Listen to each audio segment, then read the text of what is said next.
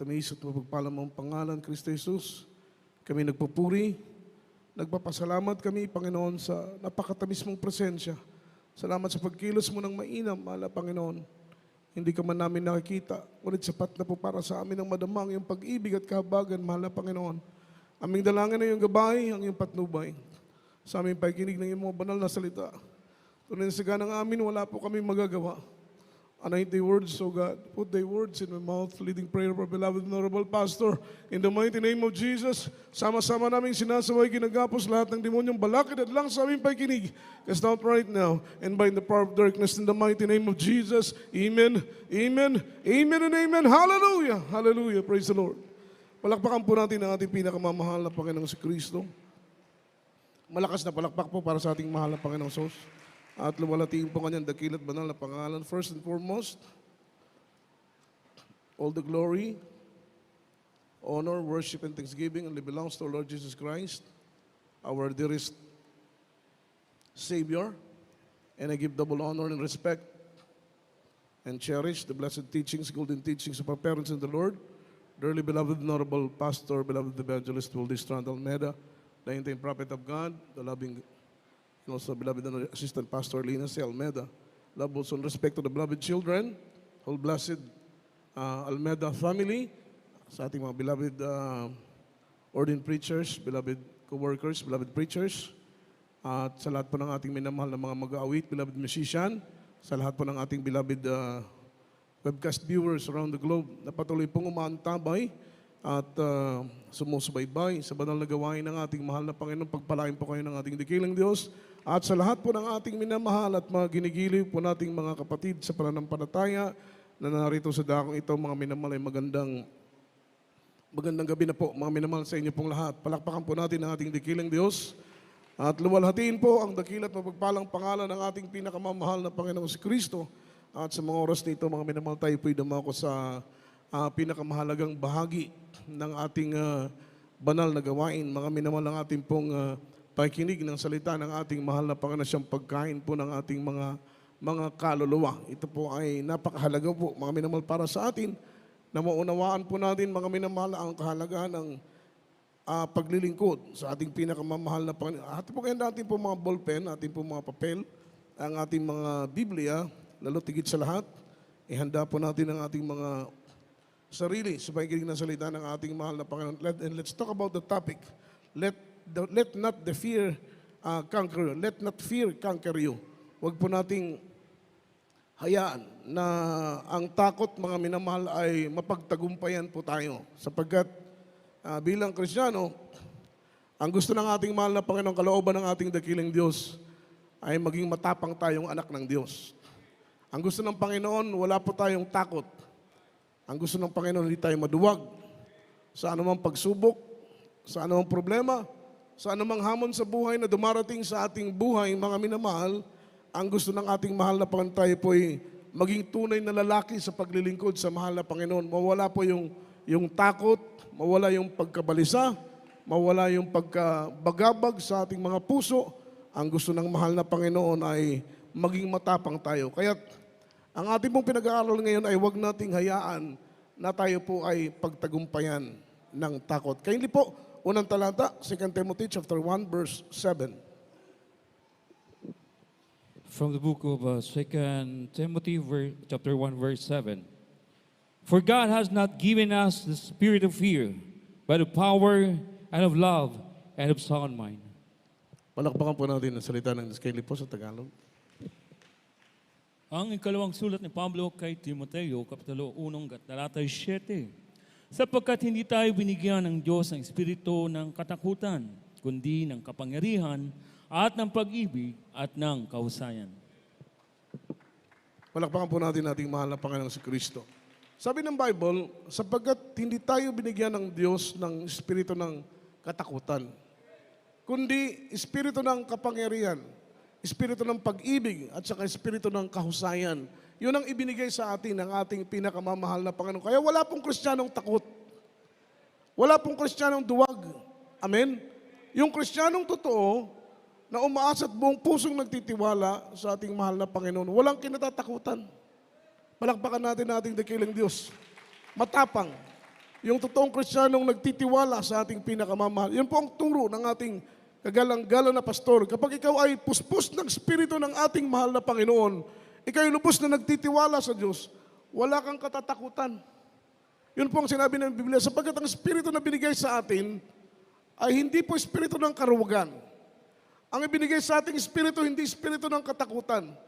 Ang ibinigay sa ating Espiritu ng mahal na Panginoon ay Espiritu ng pag-ibig, Espiritu ng kapangyarihan, at Espiritu ng kahusayan. Kaya't maglilingkod tayo, kapag buong puso tayong nagtitiwala sa mahal na Panginoon, wala tayong takot, wala tayong pangamba. Matutulog tayong payapa, gigising tayong payapa, dahil walang takot sa ating mga puso. Amen? Dahil walang pangamba sa ating puso. Matutulog tayong payapa, gigising tayong payapa. Matutulog tayong tiwasay, gigising tayong tiwasay. Dahil walang takot sa ating mga puso. We sleep like a baby. Matutulog tayo katulad ng isang sanggol, mga minamahal. Kapag nasa iyo ang ating pinakamamahal, ikaw ay buong pusong nagtitiwala. Kaya nga po tayo binibuild up ng mahal na Panginoon. Dahil ayaw ng Diyos na mamuhay tayo sa takot. Ayaw ng mahal na Panginoon na tayo matakot sa pagsubok. Dumating man o hindi pa dumarating ang pagsubok, ang gusto ng Panginoon, huwag tayong matakot. May problema, huwag tayong matakot. May panganib, huwag matakot ang Kristiyano. May kahirapan na kinakaharap, huwag matakot ang Kristiyano. May krisis na kinakaharap, ang nais ng mahal na Panginoon maging matapang, huwag matakot ang Kristiyano. May bagyo, may lindol, may dilobyo, may epidemya, may salot na nangyayari sa ibabaw ng mundo, mababagabag ang maraming tao, mababalisa ang maraming tao. Matatakot ang maraming tao dahil wala silang Diyos. Pero ikaw na nagtitiwala sa Diyos na iyong pinaglilingkuran, amen. Payapang-payapang iyong puso dahil batid mo na tapat ang Diyos sa kanyang pangako na kailanman ay hindi niya tayo iiwan. Hindi niya tayo pababayaan. Kaya ayaw ng Panginoon, dapat bilang Kristiyano, kapag tayo nagpipray, kinakast out natin yung demonyo ng takot. Dahil kapag pagtagumpayan tayo ng takot, mawawala tayo sa focus. Amen. Ano pong sabi rito? Fear is the one of the powerful weapon in the arsenal of the enemy. Yung takot daw po, yung word na arsenal, yun po yung imbakan.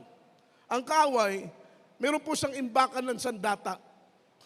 At ang mga sandatang ito, ginagamit ng kaaway para i-destroy tayo, puksain tayo, wasakin tayo, ma-disappoint tayo, ma-discourage tayo sa paglilingkod. Hanggang dumating po yung punto na bumitaw tayo sa ating pananampalataya. Gustong-gusto niyan po yung number one mission ng kaaway. Yung number one mission ng kaaway, ihulog ang tao sa impyerno. Ang kaluluwa ng tao, ibulid sa init ng apoy ng impyerno. At ang pangalawa niyang misyon, mga minamahal, yung mga nanampalataya sa Panginoon ay hindi makapasok ng langit. Kaya at all cost, gagawin ng kaaway ang lahat upang hindi tayo makapasok ng langit. Gagamitin niyang lahat ng kanyang mga sandata upang tayo po ay hindi magkaroon ng pagkakataon na maging tagapagmana ng buhay na walang hanggang. Meron siyang imbakan ng armas. Amen. That is the arsenal of the enemy. Imbakan ng mga armas. Marami siyang sandatang ginagamit. Isa na po dyan ang takot, mga minamahal. Kaya tayo po'y nararapat na magkaroon tayo ng malalim na awareness regarding po mga minamahal sa mga takot na minsan ay lumulupig sa ating pananampalataya. Takot na minsan hindi natin ma-breakthrough ang mga pagsubok, hindi natin mapagtagumpayan ang anumang hamon sa buhay dahil nauunahan tayo mga minamahal ko ng takot. Which is, sabi ng Bible, ang binigay sa ating Espiritu ng Panginoon ay hindi Espiritu ng takot. Hindi pa nga dumarating yung bagyo. Takot na tayo. Diba? Wala pa nga ang bagyo. Much more kung dumating ang bagyo. Nauunahan tayo ng takot. Ano mo mga kalamidad, mga panganib na paparating, mga minamahal, babala na magaganap sa ating bansa, sa ating panahon. Ang nais lamang ng mahal na Panginoon ay huwag tayong matakot, huwag mabagabag, huwag magbalisa. Instead, tayo po'y manatiling manampalataya at umasa na meron tayong Diyos. Hindi maikli ang kanyang kamay, sabi ng Biblia, hindi nakatabo ng kanyang pandinig upang sa panahon ng ating mga pangangailangan, iuunat niya yung kanyang kanang kamay upang tayo po'y sakluluhan. Hindi tayo pababayaan ng ating pinakamamahal na, siyempre, mga anak tayo ng ating mahal na Panginoon. We are God's own property. Tayo pa'y pag-aari ng Diyos. Ako, pag-aari ako ng mahal na Panginoon. Katulad din sa inyo, kayo'y pag-aari ng Diyos. Tayo po'y silyado ng pangalan ng ating mahal na Panginoon. And because we are sealed by the mighty name of Jesus Christ, hindi tayo pababayaan ng ating mahal na Panginoon. Kaya nga tayo hanggang ngayon nandito eh. For how many long years na naglilingkod tayo sa mahal na Panginoon? 10, 15, 20 taon na naglilingkod tayo sa ating mahal na Panginoon. Marami tayong mga struggles, maraming pagsubok, pero hanggang ngayon, nakatayo pa rin tayong matibay. Hindi sa ating sariling kalakasan. Ito'y dahil sa kalakasan na galing sa ating mahal na Panginoon. Hindi tayo makapag-sustain ni 1 taon, 2 taon, hindi natin kaya yan. Hindi tayo makapagpatuloy ng ganyang kahabang taon kung walang tulong ng ating mahal na Panginoon. Kaya tayo po'y mga minamahal, walang hanggang nagpapaabot ng ating papuri, ng ating pasalamat sa ating mahal na Panginoon. Dahil nariyan palagi ang ating mahal na Panginoon na tapat na nangako na kailanman ay hindi niya tayo iiwan. At hindi niya tayo pababayaan. Palakpakan po natin ang ating mahal na Panginoon. So wala tayong dapat katakutan. Amen? May problema ang Kristyano, huwag matakot. May pagsubok, huwag matakot. Amen? Nandiyan ang mahal na Panginoon. Hindi niya tayo iiwan. Maging ang kamatayan, dapat ay hindi natin katakutan. Amen? Sabi nga ni Apostol Pablo, for to me to live is Christ, and to die is gain. Mabuhay, tagumpay, mamatay, tagumpay. O wala tayong dapat katakutan, mabuhay tayo, salamat. May pintulot ng mahal na Panginoon na kunin na ang ating mga buhay sapagkat ang buhay nating ito, mga minamahal, ay palagi nating papakatandaan. Hindi ito atin. Ito'y hiram lang natin sa ating pinakamamahal na Panginoon. Merong pong right time, merong right season na itinalaga ang mahal na Panginoon. Itong hiram nating buhay ay kukunin ito ng ating pinakamamahal na Panginoon. Ang importante lang, mga minamahal, mamatay tayong naglilingkod sa mahal na Panginoon. Mabuhay tayong naglilingkod, mamatay tayong naglilingkod sa ating pinakamamahal na Panginoon. Hindi natin dapat katakutan ng kamatayan. Dahil sabi ng Biblia, it is precious in the sight of the Lord. The death of a saint, it is precious in the sight of the Lord. Mahalaga sa paningin ng mahal na Panginoong kamatayan ng mga banal. At pagpikit natin dito sa lupa, ang ating kamatayan ay pagbukas ng pintuan doon sa langit. Amen? Amen? Kung tayo lang ang tatanungin, mas gusto natin ang langit. Dahil sa langit, wala nang pagsubok, wala nang problema. Goodbye problema, goodbye kahirapan, goodbye lahat. Amen? Maranasan natin doon ang walang katapusang kapayapaan at kagalakan sa piling ng ating pinakamamahal na Panginoon. Kaya yung ilan nating mga kapatiran na kinukuha ng Panginoon, nakakarating ng langit, pagkatapos kinakausap ng mahal na Panginoon na bumalik ka sa lupa, ayaw nang bumalik. Siyempre, nandun ka na sa langit, babalik ka pa dito sa lupa, dito sa lupa maraming pagsubok. Amen? Maraming kahirapan, maraming problema. Ano kung medyo may edad ka na, 50 anos ka na, 60 anos ka na, marami ka ng sakit na nararamdaman. Mas gugustuhin mo talagang doon na lang sa langit. Kaya pag pinababalik, ayaw nang bumalik. Siyempre, maganda na yung kanyang kalagayan eh. Pero wala siyang magagawa dahil yun ang kalooban ng ating pinakamamahal na Panginoon. Yang sabi rito, mga minamahal, if your fear is greater than your faith, miracles is impossible to happen. Kapag ang takot mo ay mas higit sa iyong pananampalataya, merong ganun eh, no? Dapat ang pananampalataya natin higit pa, mas malaki pa sa ating takot. Pero sometimes, kapag yung fear natin ay greater sa ating faith, miracles is impossible to happen.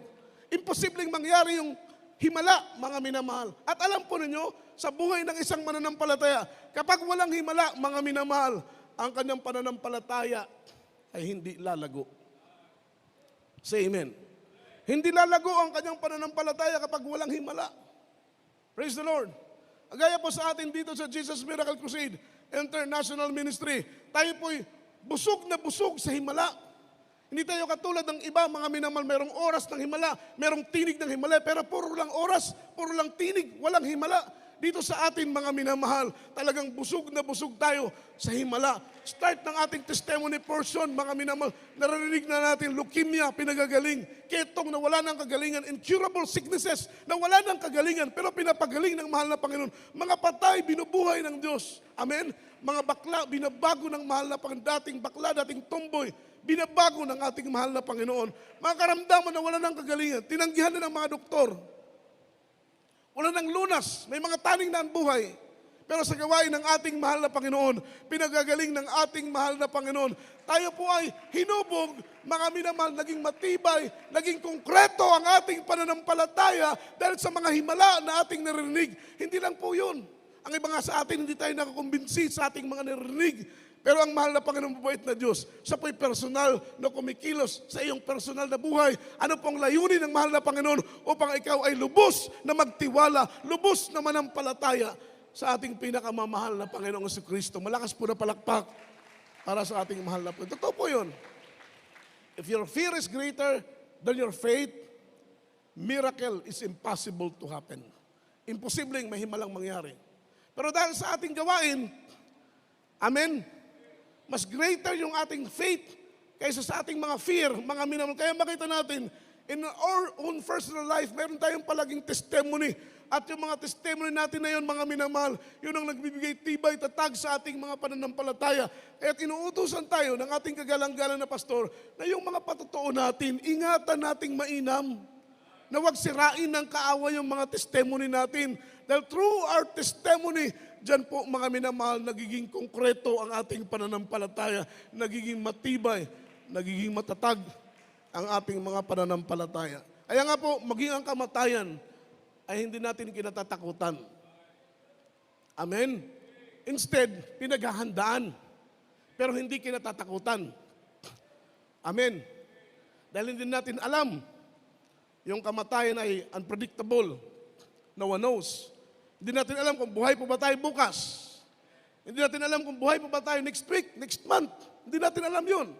Ang tanging alam lamang natin, yung buhay na na-spend na natin. Kagaya po sa akin, ako pa 50 years old na. Alam ko, within 50 years, yung buhay na ito na regalo ng Panginoon, nagamit ko na. Pero ang hindi ko alam, kung ilan na lang ang natitira. Di po ba? Tayo po, hindi natin alam kung ilan na lang ang natitira. 5 months na lang ba? 1 month na lang ba ang natitira? 1 taon na lang ba ang natitira?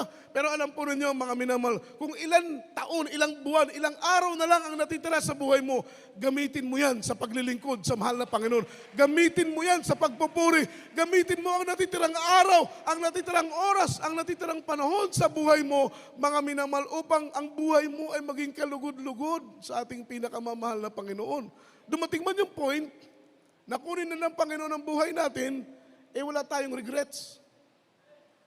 Wala tayong panghinayang dahil nabuhay tayong naglilingkod sa ating pinakamamahal na Panginoon. Kaya tayo pong mga anak ng Panginoon, maging ang kamatayan ay hindi natin kinatatakutan.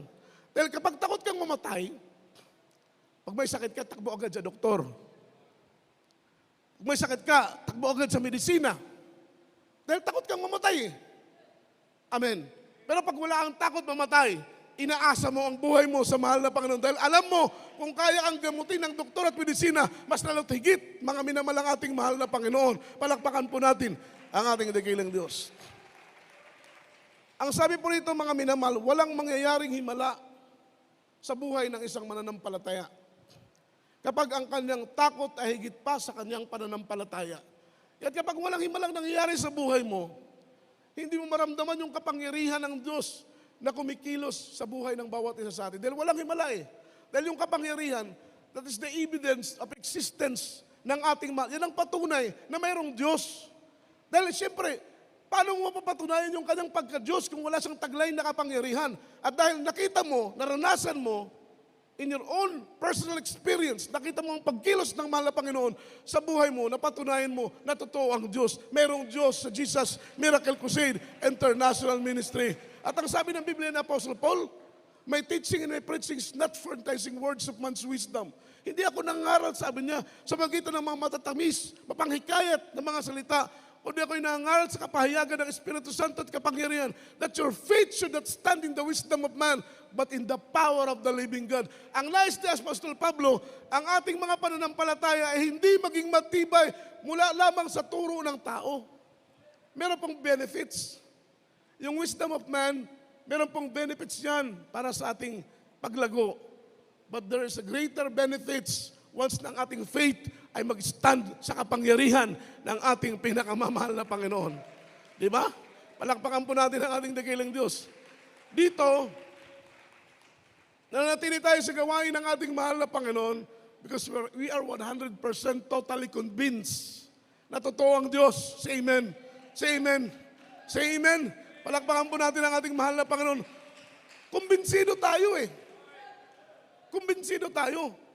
Kasi kung hindi tayo kumbinsido dito na totoo ang Diyos, wala na tayo dito ngayon. Pero dahil kumbinsido tayo, kumbinsido ka, kumbinsido tayong lahat na totoo at makapangyarihan ang Diyos na ating pinaglilingkuran, kahit anong pagsubok, nandito pa rin tayo. Kahit anong katitisuran, nandito pa rin tayo. Kahit anong problema, nandito pa rin tayo. Kahit minsan, crisis financially, dumadalo pa rin tayo sa gawain ng ating mahal na Panginoon. Because we are 100% totally convinced na buhay ang Diyos nating sinasamba. Totoo ang Diyos nating pinupuri. Ay ang sabi rito mga minamahal, yung faith natin, mahalaga. Because faith produce power. And the power produce miracles. Yung pananampalataya natin, ito po'y lumilikha, mga minamahal ko, ng kapangyarihan. At yung kapangyarihan ay lumilikha ng himala. Yung himala ay lumilikha ng pananampalataya. Yan po yung cycles of faith. Pananampalataya, lumilikha ng kapangyarihan. Kapangyarihan, lumilikha ng himala. Yung himala, lumilikha ng pananampalataya. Kagaya po sa babae na 12 years na bleeding. Nagbi-bleed siya ng within 12 years. Siya po ay nagpapagamot, pero walang lunas. Ganun pa rin po yung kanyang karamdaman. Alam po ninyo mga minamahal, ang sabi niya sa kanyang pananampalataya, mahawakan ko lang ang laylayan ng damit ng Panginoon, ako'y gagaling. Siya po ay lumapit. Nahawakan niya yung laylayan ng damit ng mahal na Panginoon. Agad-agad naramdaman ng mahal na Panginoon na mayroong kapangyarihang dumaloy sa kanya. Mayroong kapangyarihang lumabas sa kanya. Amen. At paglabas ng kapangyarihan na yon, yung babae ay gumaling. Yun ay himala, di ba? Kaya faith produce power, and then power produce miracles. At dahil sa milagro na ginawa ng mahal na Panginoon doon sa babae na 12 years na nagbe-bleed, hanggang ngayon, mga minamahal, nagtitiwala tayo sa kapangyarihan ng Panginoon. Dahil kamangha-mangha, halos hindi ka paniwala. Maraming himala ang nangyayari sa ating ministeryo.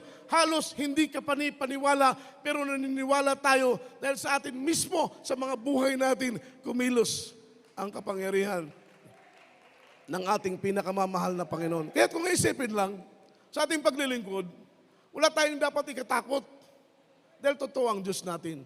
Wala tayong dapat ikabahala.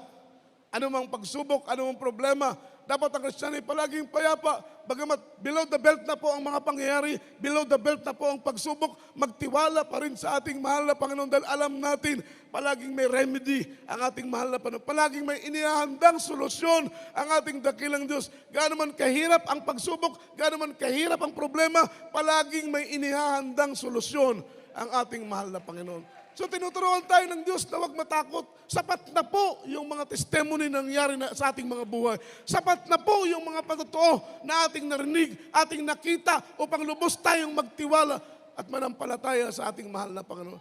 Kami po'y nakakilala sa mahal na Panginoon, year 1986. Up to the present, nandito pa rin kami naglilingkod. I was 10 years old at that time. Kami po yung pinakaunang children's choir sa dako ng Sabarte. Mga minamahal, pero alam ko ninyo, ang unang-una kong nakitang himala sa dako ng Sabarte, yung lineage ng ating beloved honorable pastor, yung isang mataas na lalaki, siguro 6-footer yun, mga minamahal, merong sakit na goiter. Lineage ng mahal na pastor, katatapos pa lang po mag-ayuno ng mahal na pastor, nakita ko po sa akin dalawang mata, dahil ako po'y bata pa, pag ganyang mga lineage, nasa harapan po ako palagi, pinanonood ko yung pag-lineage ng mahal na pastor, isa pong nagpatibay sa aking pananampalataya. Yung nakita ko na yung goiter, na 3 taon nang lumulobo yung kanyang goiter, mga minamahal, pero split up a seconds, mga minamahal, pinagaling ng ating pinakamamahal na Panginoon. Magtataka, saan napunta yung bukol na yun? Saan napunta, mga minamahal? Pero sa Diyos, walang imposible, wala pong mahirap. Kaya sa stage ng aking buhay, ako po'y naglilingkod hanggang ngayon, mga minamahal, ako po'y 50 years old na po, nakilala sa ating mahal na Panginoon. Talagang masabi ko po, mga minamahal, wala na pong dahilan para mag-alinlangan ako sa kayang gawin ng ating... Minsan kasi, inilimitahan natin yung kayang gawin ng Diyos. Minsan, mga minamahal, ina-underestimate natin yung kayang gawin ng ating mahal na Panginoon. Kaya makita mo, basahin natin ang Biblia. From the book of Matthew chapter 14, verse 26, up to verse 31. from the book of Matthew, chapter 14, verse 26 up to 31. And when the disciples saw him walking on the sea, they were troubled, saying, "It is a spirit," and they cried out for fear. But straightway Jesus spake unto them, saying, "Be of good cheer, it is I, be not afraid." And Peter answered him and said, "Lord, if it be thou, bid me come unto thee on the water." And he said, "Come." And when Peter was come down out of the ship, he walked on the water to go to Jesus. But when he saw the wind boisterous, he was afraid, and beginning to sink, he cried, saying, "Lord, save me." And immediately Jesus reached for his hand and caught him and said unto him, "O thou of little faith, wherefore didst thou doubt?" Amen. Praise the Lord. Ang Ebanghelyo ayon kay Mateo, Kapitulo 14, talatay 26 hanggang 31. At nang makita siya ng mga alagad na lumalakad sa ibabaw ng dagat, ay nangagalumihanan sila na nagsasabi, "Multo," at sila ay nagsisigaw dahil sa takot. Datapwat pagdakay nagsalita sa kanila si Jesus na nagsasabi, "Laksan ninyo ang inyong loob. Ako nga, huwag kayong mga takot." At sumagot sa kanya si Pedro at nagsabi, "Panginoon, kung ikaw nga ay paparianin mo ako sa iyo sa ibabaw ng tubig." At sinabi niya, "Halika." At lumusad si Pedro sa daong at lumakas sa ibabaw ng tubig upang pumaroon kay Jesus. Datapwat, pagkakita niyang malakas ang hangin, ay natakot siya at nang siya'y malulubog, ay sumigaw na nagsasabing, "Panginoon, iligtas mo ako." Sa 31, at pagkadakay iniunat ni Jesus ang kanyang kamay at hinawakan siya. At sa kanya'y sinabi, "O ikaw nakakunti ang pananampalataya, bakit ka nag-aalinlangan?" Amen. Amen. Kapag tayo po ay may takot sa ating mga puso, nang ibig sabihin po noon ay kakaunti ang ating mga pananampalataya. At kailangan nating trabaho, i-work out natin na mag-increase yung ating faith. Sabi ng Bible, even the apostles, they pray to the Lord that the Lord may increase their faith. Kung ang mga apostoles nga nanalangin na dagdagan ng Panginoon ang kanilang mga pananampalataya, dapat ganun din po tayo, mga minamahal, ipag-pray natin every time we kneel our knees. Sa tuwing tayo po'y luluhod, sa tuwing tayo po'y mananalangin, isama natin sa mga prayers natin na, "Lord, please increase our faith." Di ba? Dahil kapag makulangan tayo ng pananampalataya, kagaya kay Apostol Pedro, ang sabi niya, "Panginoon, hayaan mo ko lumakad sa ibabaw ng dagat at ako'y paparian sa'yo." Sabi ng Panginoon, "Sige, bumaba ka sa dagat, sa tubig, at ikaw ay pumarito sa akin." Si Apostol Pedro nakalakad. And the question is, bakit nakalakad si Apostol Pedro sa ibabaw ng dagat? Genesis to Revelation, si Pedro lang ang nakalakad sa ibabaw ng dagat, maliban sa ating mahal na Panginoong si Kristo. Pero kung sasaliksikin natin ang Biblia, Genesis to Revelation, si Apostol Pedro lang ang nakalakad sa dagat. At si Apostol Pedro, nakalakad sa ibabaw ng dagat, yan po'y dahil sa kanyang pananampalataya. Amen. Because there is power in faith. Nakalakad si Apostol Pedro dahil sa kanyang pananampalataya. Pero sabi ng verse 30, Kayli po, paki-forward po natin, verse 30. Kayli po, mga minamahal sa ating screen, paki-flash po natin. Datapwat, nang pagkakita niyang malakas ang hangin, ay natakot siya. Natakot siya. At nang siya'y malulubog, ay sumigaw na nagsasabing, "Panginoon, iligtas mo ko." Nag-start yung kanyang paglubog sa tubig nung siya po ay natakot.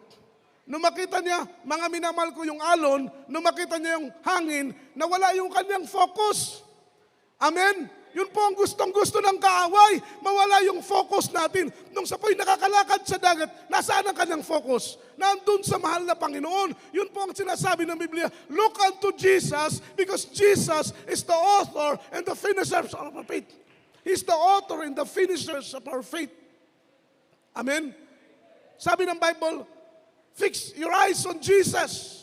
Fix your eyes on Jesus. Si Apostol Pedro, nawala yung kanyang focus. Nung makita niyo yung lakas ng hangin, nung makita niyo yung lakas ng ulan, lakas ng bagyo, nawala yung kanyang focus. Yun ang gustong-gusto ng kaaway. Mawala yung focus natin. Dahil once na mawala ang focus natin sa mahal na Panginoon, magiging distracted tayo, magiging vulnerable tayo mga minamahal, magiging mahina tayo kapag mawala yung focus natin sa mahal na Panginoon. Kaya ang gusto ng mahal na Panginoon, kapag may problema, fix your eyes on Jesus. Kapag may pagsubok, fix your eyes on Jesus. Kapag ikaw ay nasa panganib, ikaw ay nasa kagipitan, fix your eyes on Jesus. Look unto Jesus. Huwag titingin sa problema, huwag titingin sa pagsubok, huwag titingin sa karamdaman, huwag titingin sa anumang bagay na sa ating paligid.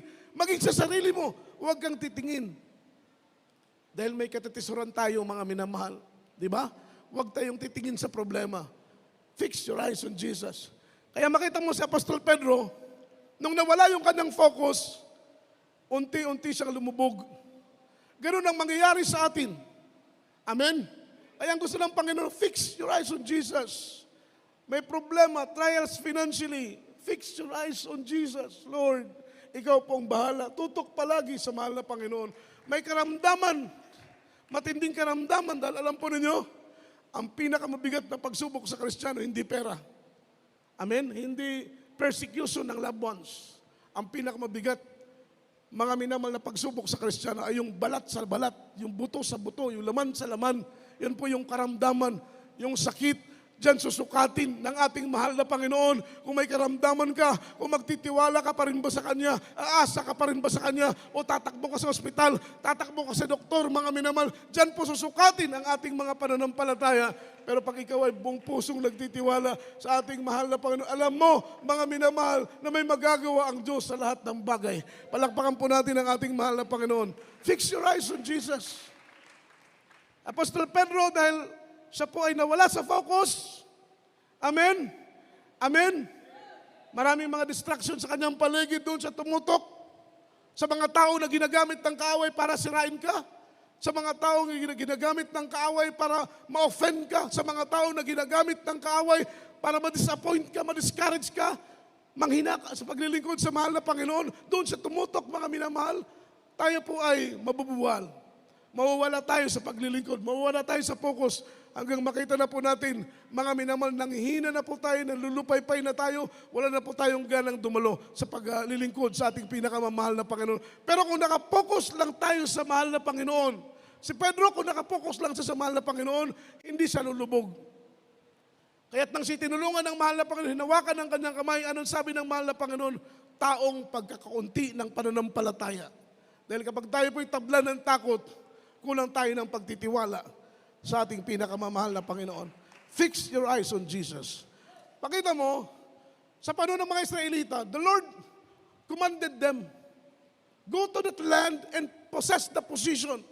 Sila inutusan ng mahal na Panginoon, pumunta kayo sa lupang pangako, yung land of Canaan. Dahil yun ay ipinangako kay Abraham, kay Isaac, kay Jacob, na ibibigay ko sa inyo, sa inyong mga magulang, sa inyong mga lipi. Kaya sabi ng Panginoon, go to that land and possess the position. Pumunta kayo sa lupa na yan at ang kinin ninyo ang lahat ng pag-aaral sapagkat yan ay inyo, yan ay ibinigay ko sa inyo. Pero bago nila pasukin ang land of Canaan, si Moses ay nag-utos ng 12 espiya para i-double check yung lupa ng Kanaan. At nung pinadala niyo 12 spies, ang unang bumalik yung 10 espiya, naiwan si Caleb at saka si Joshua. Amen. Nung bumalik yung 10 spies, yung kanilang dala ay evil report. Evil report, mga negative report. Sabi nila, huwag tayong tumawid, huwag tayong pumunta, huwag natin sakupin ang lupang pangako na sinabi ng Panginoon, sapagkat doon nakatira ang mga higante. Yung mga giants na naroon ay yung mga descendant ni Anak, mga anak ni Anak, mga minamahal, mga higante. Natakot yung 10 spies. Dahil mga higante ang nakatira, sabi nila, para lamang tayong tipaklong na pipisain sa kanilang mga paa. Kaya sila po yung nangamba, natakot, naunahan sila ng takot. Kaya sila yung nag-decide na hindi nilang tumuwid. Amen? Pero si Joshua at saka si Caleb, yung kanilang dala ay mga malalaking mga prutas. Patunay na yung lupa ng Kanaan ay fertile, mataba yung lupa ng Kanaan. Dahil imagine, yung laki ng ubas, yung ubas natin ngayon, ganyan lang kalalaki, no? Pero yung ubas nung nakuha ni Caleb at saka ni Joshua, kasing laki ng kamao, yung laki ng ubas, mga minamahal. Patunay na mataba ang lupa ng Kanaan. Amen? Pero wala na silang magawa. Dahil natakot na yung maraming tao, mga minamahal, dahil sa evil report, doon sa negative report, mga minamahal, ng dala ng 10 spies. Kaya tinablan na sila ng takot. Just imagine, nasa edge na sila ng Jordan River, nasa dulo na sila ng Jordan River, tatawid na lang sila. Tatawid na lang sila. Mga nakita ng mahal na Panginoon, nandun na sila eh. Tatawid na lang. Eh sabi ng Panginoon, go to that land and possess the position. Pero alam po ninyo, because of that fear, mga minamahal, takot sa kanilang mga puso, hindi sila tumuwid. Yun po ang nagagawa ng takot sa ating mga puso. Hindi natin magawa ang kalooban ng Panginoon. Maraming mga bagay ang hindi natin nagagawa dahil nauunahan tayo ng takot. Sila po'y naunahan ng takot. Hindi po sila tumuwid. Pero alam po ninyo, mga minamahal, mas pinili nilang magpaikot-ikot doon sa wilderness within 40 years kaysa tumuwid, mga minamahal, ng Jordan River. Diba? So makita mo yung epekto ng takot. Huwag tayong titingin sa takot. Si David, mga minamahal, sa paslit lang. Pero nung hinamon ng Israel o ni Goliath ang bansa ng Israel, si David ay hindi po natakot kay Goliath. Hindi niya tinignan yung laki because Goliath is intimidating warrior. Is fearless. Siya po ay masyadong matapang, well-trained na soldier. Ikumpara mo kay David. He is intimidating warrior. Well-trained siya mula sa kanyang pagkabata si Goliath. Ikumpara mo kay David, si David, mga minamahal, nag-aalaga lang ng tupad ng kanyang tatay. Amen. Wala siyang mga minamahal kakayahan, humawak ng espada, makipaglaban. Pero si Goliath ay well-trained, intimidating warrior. Amen. Lumaking mandirigma, lumaking mga minamahal, sa paghawak ng espada. Pero si David ay walang kaalam-alam. Pero alam po ninyo, ang tinitingnan ni David, hindi ang laki ni Goliath. Ang tinitingnan ni David, hindi yung laksi ni Goliath. Ang tinitingnan ni David, hindi yung armas, hindi yung galing, hindi yung pagiging veterano ni Goliath. Ang kanyang tinitingnan, ang magagawa ng Diyos na kanyang pinaglilingkuran. Palakpakan po natin ang ating pinakamamahal na Panginoon. Ang sabi niya, Goliath, ikaw ay pumarito upang makipaglaban sa akin. Dala ang iyong espada at kalasag. Ako ay pumarito. Dala ko ang aking Diyos ng Israel. Ang Diyos na makapangyarihan sa lahat. So makita mo, pag nakapokus tayo palagi sa kapangyarihan ng Diyos, sa magagawa ng Diyos, hindi tayo mawawala sa focus. Ang puso natin ay mapupuno ng tapang. Ang puso natin ay mapupuno ng mga minamal ng kapangyarihan na galing sa ating pinakamamahal na Panginoon. Magtiwala palagi sa Diyos. Focus, fix your eyes on Jesus, kapatid. Ano man ang pagsubok na kinakaharap mo ngayon, problema na kinakaharap mo ngayon, gaano man yan kabigat, yan po'y kayang-kaya ng ating mahal na Panginoon. Fix your eyes on Jesus. Tayo po'y umawit sa mahal na Panginoon. Purihin natin ang ating dakilang Diyos sa oras na ito, mga minamahal. Tayo po'y pinagpala sa lahat ng mga pinagpala. Dahil nandito tayo sa gawain ng ating mahal na Panginoon. Sa ating mga narinig, nakita, personal nating naranasan, na totoo at buhay ang Diyos na ating pinaglilingkuran. Sapat na po ito, mga minamahal, upang magtiwala tayo na totoo ang salita ng Diyos, na kailanman ay hindi na tayo iiwan at pababayaan, mga minamahal. May pagsubok, yes. May karamdaman, yes. May mga hamon sa buhay na dumarating. Pero tapat ang Panginoon na nangako.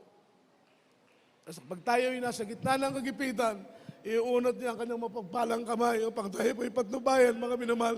Tayo pinagpala dahil totoo ang Diyos. Buhay ang Diyos natin pinaglilingkuran. Pinagpala tayo.